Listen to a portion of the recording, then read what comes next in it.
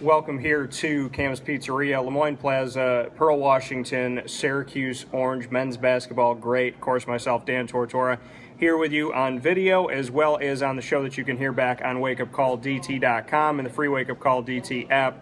We're here today, and we were supposed to be here last week, postponed it a little bit with Boeheim, everything coming out with his press conference, the hour that he spent, and I think that's the first place to go since you being a former player, and then obviously myself with being able to spend some time with Boeheim on and off the court to discuss that and discuss what that hour really was, what you got from it, and what you can really say on a coach that you got to know. But obviously with the media, he's a little bit different, just what you were able to take away from that. Well, I didn't get a chance to actually see it itself.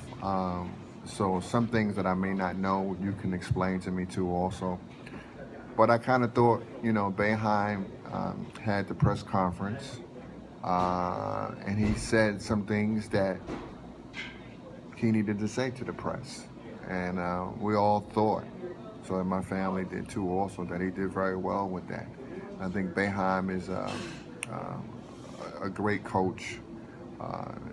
He just does whatever he has to do for the guys on the team to also make sure they go to school, make sure they, they do what they have to do in class, and make sure they practice hard to become good players, and also hopefully have a chance, an opportunity to make it to the pros. Four of the main points that Boeheim wanted to make in the press conference, to go over it a little bit, when he came out, he said, number one, head coach responsibility.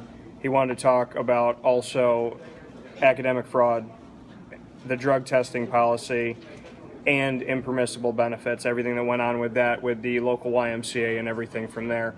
So those were his 4 points that he really wanted to hit. The head coach bylaw is something in 2005 he approved, which was the fact that anything that happens within a program, the head coach is going to be responsible for. He has a connection to it, but he also has the right to appeal if there's something that he didn't know or he didn't feel like he was a part of.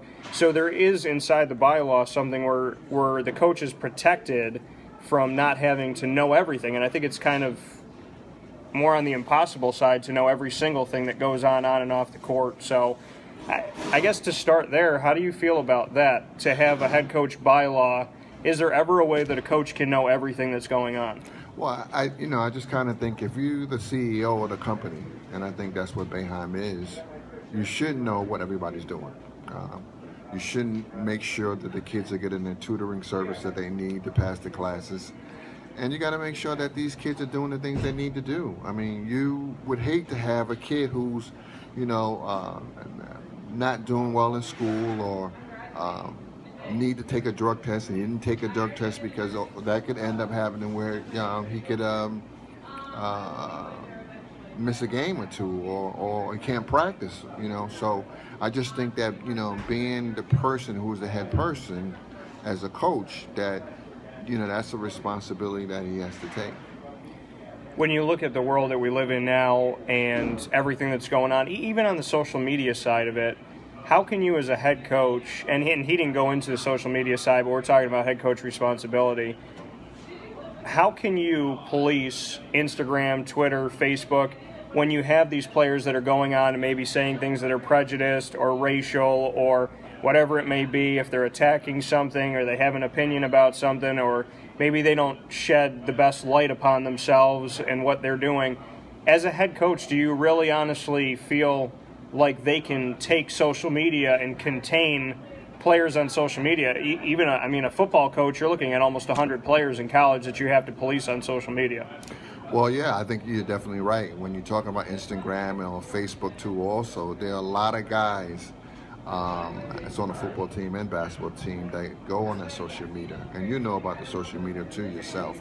But I think at the same time too also, kids has got to make sure they watch what they're doing too also, because when you put it on Instagram is for everybody. So other people is going to see what you're saying, or they're going to watch what you're doing, just because you are an athlete and you play for Syracuse. Syracuse is really a school that's a big-time school now, and it was big when I first came here too also. So I just think that, guys got to make sure they do what they have to do. If you were a head coach, how would you handle that? Would you, if you were Jim Boeheim and when it's coming down to social media, and I'm using this as something outside of what he talked about, but it's obviously important. If you were a head coach in Jim Boeheim's position at Syracuse, high-profile school, what would you do with social media? Would you tell the players during the season, you got to lock it up, can't have it? I mean, in all honesty, Jim would have to stay up till 3 o'clock in the morning every day to police social media. So how would you handle it if you were the coach? Well, I think you first got to make a decision if you don't want the kids to do it. If you don't want the kids to do it, sit down and have a meeting with the kids and let them know, listen, that social media stuff, you can't do it here. If you're going to let them do it, then you're going to let them do it. Then, you know, that could cause problems down in the future. But I think at the same time, too, also, I don't think Boeheim even gotten to that point with the guy, with the Instagram and Facebook and all that stuff that I know of. Yeah. I know I didn't when I was in school, too, also in college. But other than that, Boeheim never addressed us with that. And in looking at the head coach responsibility in and of all of that, because when we talk about policing everything, being the CEO, making sure you monitor everything, you know, like I said, social media is a part of that, how they're doing in school is a part of that. Boeheim in history has been known to say, I stay out of it. I stay out when it comes to the student side of it. I'm staying out of the class. I'm not doing that. They tell me whether or not the player is eligible or not eligible. Then in this press conference that he just did recently, he talked about the fact that he is having meetings. He is talking about athletic compliance. He is making sure. So how was Boeheim with you? Because, I mean, it seems like sometimes he says, I'm here and I'm going through the student side of student athlete, and then other times he says he doesn't. When you were playing there, how involved was he on the student side of your work? Well, I think the biggest thing is, too, also, is that he made sure that all his students that came to Syracuse to get an education, whether it's getting your bachelor, whether it's getting your master's, and we've had so many people who's gotten their masters and their bachelors, too, also. Make sure that they're able to do the work in Syracuse. And he said that in his press conference. And every kid we recruited, we do know that they was eligible to graduate from college. Right. And with all the questions coming up about academic fraud, there was a thing in the NCAA report that stated that basically Boeheim just let kids freely break the rules, freely go against all the academic side of it, just kind of did whatever they wanted. And that was one of the big things that he had a problem with in the report, is saying that we let all these students do it, that there's a ton of students that were doing it. It came down to one, and everybody knows that one, and he didn't say it right off the bat, and he's never really said it right off the bat, but when he was finally asked about it multiple times and talking about Fab Melo, he did bring up the paper and everything with that. When it comes down to one player, are you shocked that academic fraud with one guy that Boeheim said he had no connection to has become such a harsh punishment that it's one paper, one student, one time, and Boeheim loses potentially 108 wins? How do you kind of stomach all of that? I mean, do you think that that's crazy that Fab Melo's one paper would take so much from Boeheim? Well, what I think about it that is crazy is that it affects players that are playing now, which had nothing to do with the players that Fab Melo played with. Right. So, I mean, that's what I don't understand. I think that's why a lot of the kids, who also two kids, are interested in leaving the school and going to another school, because, you know, I just think that, you know, the NCAA is, they you know, when they want to get, you know, put the, you know, whatever they have to do on you as far as the head coach, and that's what they're going to do. And as far as him getting those wins back, and also, I don't know if he's going to get those 9 games back, or can they reduce it to maybe 4 or 5. I think that's something we have to remain to see. Now, I don't think it was any surprise to me, but I wanted to speak with you on this, Pearl, live here from Cam's Pizzeria on Lemoyne Plaza's area here right on Lemoyne campus, and very happy to be here. Very nice, relaxing atmosphere. You got to try the cheeseburger pizza. We'll get into that in a minute. But when you look at this scenario and where everything stands with Jim, he says he's going to appeal it. I'm not surprised were you surprised at all that he's at least going to go after that 9-game suspension in the ACC?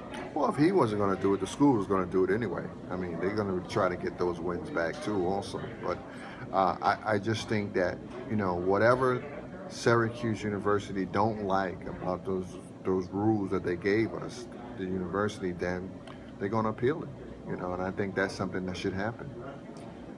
To look at him not being on the court, it hasn't happened often, hasn't happened much. I mean, when he's had some of his physical ailments and some things that have happened, that's taken him off for a very short amount of time. But to not see him for the first 9 ACC games, if that sticks, what does that do to this season? And what does that do to the look of Syracuse if they don't change anything, the NCAA throws out the appeal, and Boeheim's not going to be there for the first 9 ACC games of 2015-2016? Well, I just think that, you know, Boeheim is going to be able to coach the team before that. And so he'll be able to see the fans and let the fans see him too, how he's coaching the team. You know, it's no different. I mean, he's doing what he has to do in reference to making sure that the guys, you know, work hard in practice and also work in the game situations too also. But I just think that, you know, those 9 games from the ACC tournament is just 9 games. And if you got to do the 9 games because the appeal didn't go through, then I guess that's what's going to happen. But I just think that, you know, this next year's season is going to be a special season. I think you got guys who's coming in next year is going to be great players. And I've heard them say on TV that they want to come to Syracuse and give Boeheim another championship. I can respect that. And we're going to take a quick break here from Cam's Pizzeria, Lemoyne Plaza. Pearl Washington, the great from Syracuse history, jersey is retired and hanging up in the Carrier Dome. Of course, myself, Dan Tortora, here with Dan Tortora Broadcast Media, WakeUpCallDT.com, and your YouTube channel, WakeUpCall DT. We'll be back here from Cam's Pizzeria to talk about 2 players that are helping lighten the blow of losing scholarships because they decided to leave. And we'll talk about much more from Syracuse coming up here from Cam's Pizzeria. Stay tuned.